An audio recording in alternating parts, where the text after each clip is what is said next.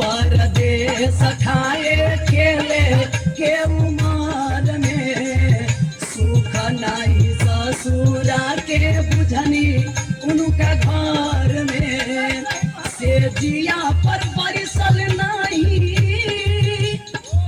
से जिया पर बरिसल नहीं प्यार के बदरवा नहीं हरवा जाई बिना नहीं हरवा जाई बिना पिया बिनु सोभिना का जरवा नहीं हरवा जाई बिना। अब बुझा दे कि उनके गलती नहीं के तो लोग पूरा परिवार के गलती है। और बड़ा दिन भौजी भैया यही पक्का दम है हम ना ना हम जैसे कर सुना है भौजी सुनावा तो बताओ तुम कह रहे मन तू नहीं बात